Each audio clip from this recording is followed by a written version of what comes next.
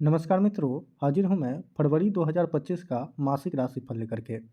तो फरवरी में कैसा रहेगा आप सभी मकर राशि वालों के लिए धन, शिक्षा, स्वास्थ्य, व्यापार और प्रेम जीवन। आज हम इस विषय में विस्तार से चर्चा करेंगे। किंतु इससे पहले अभी तक आप लोगों ने चैनल को सब्सक्राइब नहीं किया है तो सब्सक्राइब कर लिया है तो धन्यवाद। अब विषय पर आते हैं और सबसे पहले स्वास्थ्य की बात करें तो आपके प्रथम भाव में रोगेश बुध और अष्टमेश सूर्य स्थित है। हालांकि बुध भाग्येश भी हैं, तो बुध का प्रथम भाव में होना ज़्यादा हार्मफुल नहीं है, लेकिन ध्यान देने वाली बात यह है कि रोगेश के साथ अष्टमेश का संबंध बन रहा है, जो इम्यूनिटी को कमज़ोर करेगा ही करेगा। अब बात करते हैं कि इस महीने कौन सी समस्या परेशान कर सकती है। तो आपके रोग भाव में मंगल है। मंगल देह का कारक ग्रह है, रक्त का कारक है और घाव का भी कारक मंगल ही है और बुखार, ट्यूमर, इन सब के कारक मंगल ही हैं। ऐसे में इस महीने स्वास्थ्य को लेकर बहुत सतर्क रहने की आवश्यकता है। अब मानसिक स्वास्थ्य की बात करें तो इस महीने अपने गुस्से पर संयम रखें। शत्रु और ऋण के कारण तनाव संभव है। अब शिक्षा की बात करें तो आपके पंचम भाव में गुरु स्थित है और पंचमेश शुक्र तीसरे भाव में राहु के साथ स्थित है और गुरु से परिवर्तन योग बना रहे हैं। यानी ये बात क्लियर है कि पंचम और पंचमेश दोनों का संबंध तीसरे भाव से बन रहा है। तीसरा भाव एफर्ट का होता है, तो छात्र काफ़ी मेहनत करते दिखाई देंगे इस महीने। और जो छात्र विदेश में रहकर पढ़ाई कर रहे हैं या विदेश जाकर पढ़ाई करने का विचार कर रहे हैं, उनके लिए ये महीना अनुकूल है। अब प्रतियोगी परीक्षा की तैयारी कर रहे छात्रों की बात करें तो छठे भाव का स्वामी प्रथम भाव में है और छठे भाव में एकादश भाव का स्वामी स्थित है। एकादश भाव इच्छा का होता है और मंगल जल्दबाजी है, तो अपने लक्ष्य को पाने के लिए अधिक जल्दबाजी किए तो गलतियां होंगी और परिणाम बिल्कुल भी अनुकूल नहीं होगा।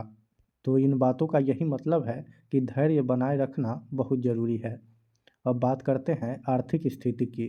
तो 11 फरवरी तक का समय सामान्य है। सामान्य से मेरा मतलब है कि शनि राशिपति और धनेश दोनों हैं और धन भाव में स्थित है और ये स्थिति काफ़ी समय से कॉमन है और आर्थिक स्थिति का अच्छा होना भी आप लोगों के लिए लंबे समय से कॉमन ही है।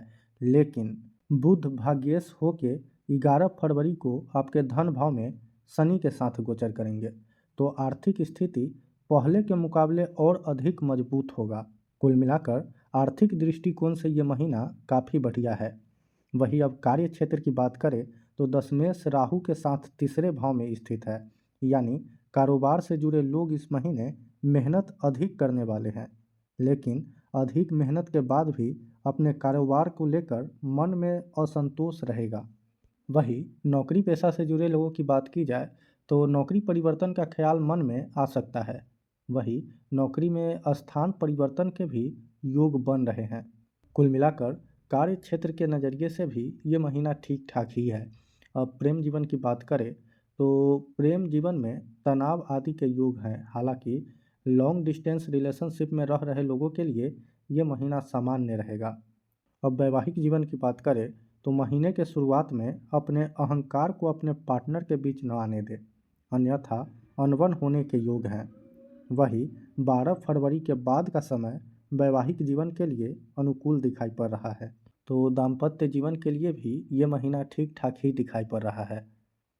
अब उपाय की बात की जाए तो 12 फरवरी से सूर्य, शनि और बुध का युति आपके दूसरे भाव में होने जा रहा है और सूर्य शनि की युति में पिता पुत्र के साथ संबंध में खटास आता है। और जो कि साथ में नवमेश बुध भी गोचर कर रहे हैं, तो बुध को प्रबल करने के लिए ओम नमो नारायणाय नमः इस मंत्र का 108 बार जप करें। इस मंत्र का जप करने से सूर्य भी शुभ होंगे और बुध भी शुभ होंगे। परिणाम स्वरूप नेगेटिव प्रभाव में कमी आएगी। तो इसी के साथ आज के कार्यक्रम में बस इतना ही। मुझे दीजिए इजाज़त। नमस्कार।